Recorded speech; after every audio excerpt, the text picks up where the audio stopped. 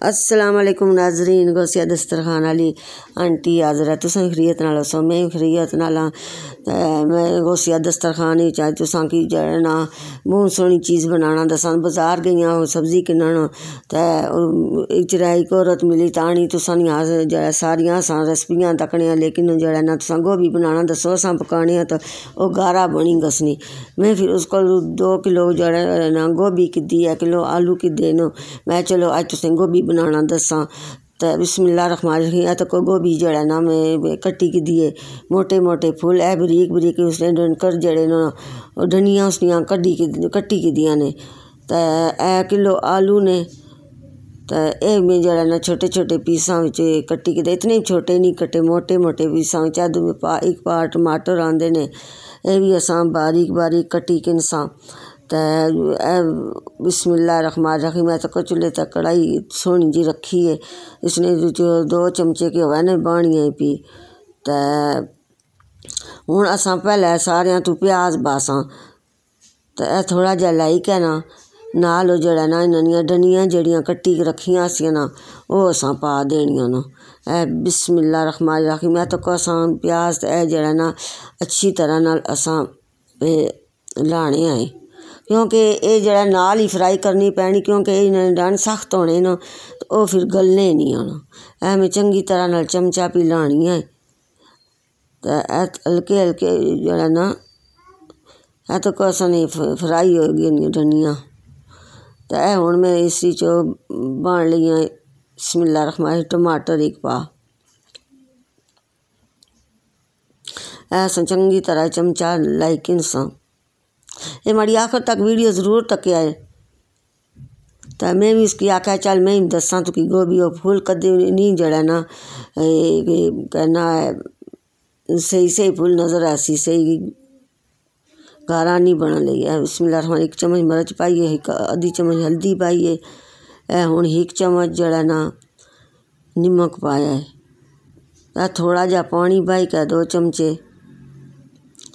तो असां इसकी टमाटर की तिने गलाई के सा तो को गली गए ने माशाअल्लाह सुबहानअल्लाह कैडी सोहनी खुशबू पी उसनी।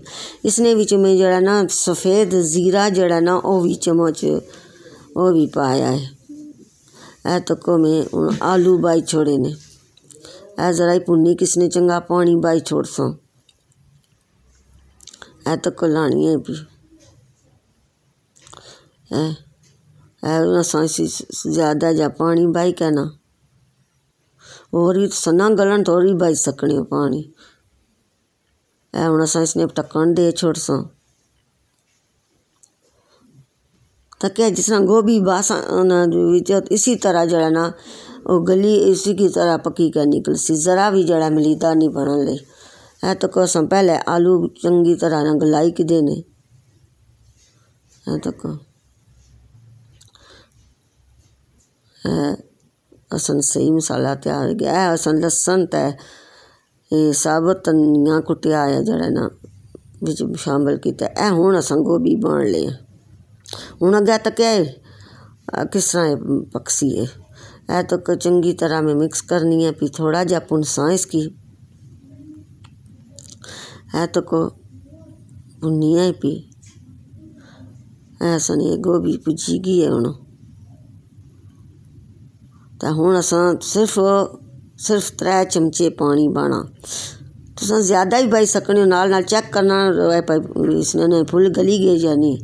हुण मिक्स करी किदा हुण असां बिल्कुल हल्की आंच जड़ा ना चुल्हे नहीं करी दिती। हुण ज़ीरा जड़ा ना मरोड़ी के बन ली है। पहले भी 1/2 चम्मच बाया सा उस जड़ा ना मसाले बिच और इसने खुशबू सोहनी उठनी। तो हुण असां पर ढक्कन दे छोड़िया तो को असां जड़ा ना गोभी तैयार हो गई। ये हल्की आंच पर पक्की तो को जिस तरह फूल कट्टे से इसी तरह तुसां की नज़र आसने देखो माशाअल्लाह सुबहानअल्लाह।